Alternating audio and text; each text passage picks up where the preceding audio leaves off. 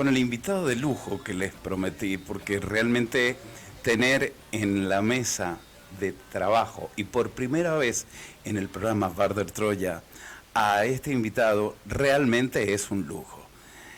Les prometí pero no les dije quién era. Tengo a mi lado nada más y nada menos para tratar un tema espectacular a, yo diría, él me va a decir que no, pero yo voy a decirlo, el mejor neurocirujano de San Juan. Sí. Jorge, buenos días. Bueno, primero que nada, muchísimas gracias. El doctor Ricardo Berjano, un genio. Nada de esto es merecido y la verdad que a uno le da vergüenza empezar una charla, una nota de esta forma. De ninguna manera, y lo primero que quiero decir es que vos sos muy humilde. Hay excelentes neurocirujanos en la provincia y más de uno, y realmente es un orgullo poderlo decir a toda voz, ¿de acuerdo? Porque hoy en día no solamente hay excelentes neurocirujanos generales, sino que tenemos colegas que se han subespecializado. Hoy la neurocirugía no solamente, el neurocirujano se ocupa de todo tipo de patología vascular, tumoral, sino que la gente se está subespecializando y tenemos dentro de la neurocirugía diferentes ramas, como puede ser la cirugía espinal de columna, la cirugía endoscópica tumoral de base de cráneo, la microcirugía vascular, la neurocirugía funcional, que es lo que nos ocupa hoy en día con esta patología tan desafiante que es la enfermedad del Parkinson. Y todas estas subespecialidades, con mucho orgullo, como te decía al principio, podemos decir que hoy en la provincia tenemos distintos referentes en cada uno de estos tópicos y subespecialidades dentro de la neurocirugía. Y bueno, no hace falta dar nombres, pero son varios los neurocirujanos realmente destacados y brillantes que están haciendo camino y que son referentes nacionales en estas distintas subespecialidades en la provincia de San Juan. Lo digo con todo orgullo. Qué interesante que los sanjuaninos tengamos este nivel de profesionales en la provincia. Realmente qué interesante. Ricardo Berjano es un tipo fantástico, lo conozco, un tipo muy... él es muy humilde, por eso me dijo eso, pero yo lo conozco desde hace mucho tiempo y bueno, realmente él me ha atendido también y sé qué clase de persona, qué clase de ser humano y qué clase de profesional es. Bueno, el Parkinson, ¿cómo me gustó eso? Bueno, la verdad que es un desafío muy grande el que tenemos a diario con esta enfermedad y sobre todo con el desarrollo que hemos tenido en las alternativas y en las opciones de tratamiento para esta enfermedad. Primero que nada, desmitificar algunas cosas. Esta es una enfermedad que todavía no se le ha encontrado la cura, como tampoco la causa específica, ¿no? Pero tenemos herramientas muy valiosas y cada día más valiosas que nos permiten en cierta forma tratarlo, controlarlo a esta enfermedad. Y primero que nada es bueno desmitificar que no es una enfermedad congénita o genética, que no tiene nada que ver con que el papá, la mamá o un hermano tenga Parkinson. Son muy pocos y aislados los casos donde hay un componente hereditario genético presente. Tampoco depende de factores de riesgo, como decir, esto tiene que ver con el exceso de colesterol, o con fumar, o con la obesidad. Es algo que nos viene de arriba, para ser gráfico y claro. Es algo que no sabemos, no tenemos ningún estudio ni ningún análisis que nos diga que vamos a tener un Parkinson o no lo vamos a tener. Es algo que nos llega, nos cae de arriba, hablando mal y propio. Y la edad de presentación típica de esta enfermedad es a partir de los 50, entre los 50 y los 60 años es la edad de comienzo habitual. Ojo que hay excepciones, hay Parkinson juveniles que pueden empezar tan tempranamente como a los veintitantos, 30 años de edad, y tenemos algunos casos, está descrito y los vemos, y algunos Parkinson más tardíos que habitualmente empiezan después de los 60 y tantos, 70 años, que suelen ser más benévolos, por así decirlo. Pero lo típico, lo clásico y característico es en la quinta y la sexta década de la vida, ¿no? El Parkinson no es una enfermedad uniforme, que todos los pacientes tengan la misma característica de presentación, porque si bien lo más aparatoso es el temblor y lo que por ahí llama la atención, el temblor en algunos pacientes es lo principal, pero hay algo que es más invalidante, es algo que es más incapacitante para el paciente, que es la rigidez, estar duro, la dificultad para moverse, esta lentitud que tiene el paciente para incorporarse o iniciar un movimiento, y algunas sacudidas espontáneas que tiene el paciente, que se llaman disquinesias, que son como ataques de movimientos digamos repentinos, súbitos, que se llaman disquinesias, como recién le decía. Entonces hay distintas combinaciones de estos síntomas. Algunos pacientes tienen pura y exclusivamente temblor, otros tienen exclusivamente rigidez, y lo típico, lo habitual, es tener distintos grados de combinación de todas estas manifestaciones clínicas, ¿no? Bueno, y otra cosa, antes de olvidarme de la parte clínica, de la parte general, es que hay pacientes que tienen estas manifestaciones, pero no tienen una enfermedad de Parkinson propiamente dicha, sino que llegan a estas manifestaciones por otros motivos. Por ejemplo, los pacientes que tienen algún problema en su irrigación cerebral y tienen muchos infartos cerebrales, pueden tener manifestaciones parecidas al Parkinson, que en este caso no se llama Parkinson, sino que se llama parkinsonismo.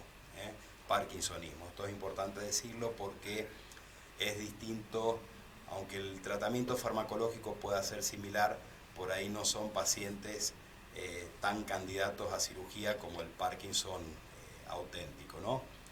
Bueno, aquí viene la pesquisa de la enfermedad cuando aparecen las primeras manifestaciones clínicas, ya sea el temblor o la rigidez o la lentitud. El médico clínico, el médico de cabecera, el médico generalista un poco es el que debe pesquisar esto y pedir inmediatamente la consulta, la interconsulta o la participación del neurólogo clínico. Es quien va a evaluar al paciente, empezar con todos los estudios inherentes a la enfermedad para descartar otras cosas, y por supuesto empezar con el tratamiento farmacológico, que es la base del tratamiento de la enfermedad de Parkinson. El 80% de los pacientes con la enfermedad de Parkinson pueden manejarse en forma bastante satisfactoria, sobre todo en los comienzos de la enfermedad, con medicación, con tratamiento farmacológico y kinésico, fisioterapéutico, que nunca hay que dejarlo de mencionar. El paciente con este diagnóstico, desde que es diagnosticado y prácticamente durante todo su proceso de enfermedad, tiene que considerar a la fisioterapia, a la rehabilitación, a la actividad física como parte de su esquema de tratamiento permanente, independientemente que el Parkinson sea leve, moderado, que esté medicado con fármacos o que se haya intervenido quirúrgicamente. Siempre la rehabilitación, la fisioterapia es necesaria. Cuando el neurólogo, en algún momento evolutivo de la enfermedad, ya considera que los medicamentos ya tienen un cierto límite o dejan de ser efectivos, o a veces los efectos adversos de los medicamentos pueden ser tan o más perjudiciales que la misma enfermedad, es el neurólogo clínico quien toma un poco la decisión de pedir la participación o la consulta con neurocirugía para evaluar si este paciente puede ser un eventual candidato a una intervención quirúrgica. Cuando hablamos de intervención quirúrgica, es muy importante destacar que la cirugía no es curativa, no es una intervención para curarlo al paciente de Parkinson, sino que es una ayuda más, además de la medicación y de la fisioterapia. La cirugía del Parkinson, un poco para tratar de graficarlo y hacerlo más comprensible al público en general, es una cirugía que trata de llevar al paciente, una vez que se efectúa 6 o 8 años atrás, cuando se encontraba 6 o 8 años atrás en mejor estado, en mejores condiciones, y darle un cierto tiempo igual de mantenerse en esa situación. Resumidamente, tratar de ganarle a la enfermedad unos 10-15 años. Ese es el objetivo de la enfermedad. volver atrás y mantener al paciente un tiempo. Habitualmente con una indicación apropiada, una buena técnica quirúrgica y el cuidado y el tratamiento farmacológico apropiado, es factible conseguir esto de ganarle ese tiempo a la enfermedad y mejorar sustancialmente la calidad de vida. No son grandes cirugías en el sentido de cirugías convencionales donde el paciente piense que le van a abrir la cabeza, como dice la gente, ¿no? En realidad son cirugías, tienen muy poco de cirugía, mucho de tecnología, pero muy poco de cirugía propiamente dicha, porque son cirugías que se efectúan con el paciente absolutamente despierto, está permanentemente despierto y lúcido, interactuando con el cirujano, con los neurólogos que están en quirófano evaluándolo y con los ingenieros, y básicamente consiste en introducir una pequeña sondita o electrodo en un punto estratégico del cerebro donde se efectúan algunas pruebas, y si ese electrodo está en el lugar apropiado, ya se deja instalado ese cablecito, como quien no quiere la cosa, conectado a un pequeño marcapaso que va debajo de la piel a nivel de la clavícula. Es algo muy parecido, haciendo una similitud o un parangón con la colocación de un marcapasos cardíaco, ¿de acuerdo? Básicamente, este aparatito que se coloca es un marcapasos que estimula eléctricamente un lugar muy específico, muy concreto del cerebro para estimular a estas neuronas que están un poco dormidas o enfermas y no están produciendo las sustancias químicas que necesita el paciente que tiene Parkinson, específicamente una sustancia química que se llama dopamina. Entonces, instalado este cablecito, este electrodo con el marcapasos, se estimula a que esas neuronas estén más activas y trabajen mejor. Luego de instalado este marcapaso, este chip, como suele decirle la gente, que no está mal porque es un concepto que ayuda a entender qué es lo que se hace, desde afuera, con una computadora, con un aparatito especial, el médico, el neurólogo clínico, el neurocirujano y sobre todo el bioingeniero controlan permanentemente y pueden regular a ese marcapaso con distintas amplitudes de voltaje de corriente, frecuencias, anchos de pulso, en función de la respuesta que va teniendo el paciente. Entonces, cada vez que evaluamos al paciente luego de operado, uno puede permanentemente ir adaptando y mejorando el rendimiento físico del paciente en función de programar ese aparatito que ya tiene colocado. Como dijimos al principio, esto no quita que ese paciente tenga que seguir tomando medicamentos. Habitualmente se reducen las dosis, se reducen los intervalos de administración. Al reducir las dosis, obviamente, disminuyen los efectos adversos indeseables de los medicamentos, y complementado con una buena rehabilitación, habitualmente el paciente que tiene una indicación de cirugía apropiada, bien hecha, y que se mantiene en el tratamiento farmacológico y fisioterapéutico, habitualmente puede ganarle 10 o 15 años a la enfermedad. Ese sería un poco el resumen, Jorge, del tratamiento disponible. Extraordinario, extraordinario. Doctor, acá nos llega una consulta. Inés nos pregunta, le pregunta a usted, ¿cuáles son los primeros síntomas que tiene una persona? Y bueno, si es el más frecuente, el temblor de las manos. Bien, es una muy buena pregunta, y si bien el temblor es un síntoma característico, tenemos que decir también que hay otras causas de temblores. Hay temblores que se llaman temblores esenciales, que no son enfermedad de Parkinson, que a veces pueden tener una característica hereditaria, familiar, y que no es Parkinson, porque el Parkinson tiene que tener habitualmente otros componentes, como por ejemplo esto que les mencionaba de la rigidez, la dureza en las extremidades, la lentitud para el inicio de los movimientos. Entonces, es una alerta al temblor, es una alerta que implica que ese paciente tiene que ser evaluado por un neurólogo para ver si ese temblor que tiene es una manifestación inicial de un Parkinson o un parkinsonismo o un temblor esencial. Ojo, a veces hay pacientes que tienen temblores por tener algún problema hormonal, endocrinológico, por ejemplo, tener un hipertiroidismo, un exceso de hormona tiroidea circulante, puede generar también temblores, ¿no? Sobre todo algunos tratamientos farmacológicos, algunas drogas pueden producir temblor sin que el paciente tenga necesariamente una enfermedad de Parkinson. ¿No suena contradictorio esto de temblor esencial? Es como yuxtapuesto la terminología, porque es como que es esencial de que a mí me tiemble la mano. Bien. ¿Por qué lo llaman esencial? Lo llaman esencial porque... Perdón la pregunta, pero me llama la atención. Lo llaman esencial porque es un temblor que ya tenemos un poco en nuestros genes, que ya viene, a diferencia del Parkinson, ya venimos en cierta forma programados para esto, y casi siempre hay un componente hereditario genético de progenitores, hermanos, padres, abuelos que lo han tenido, y por eso se llama esencial.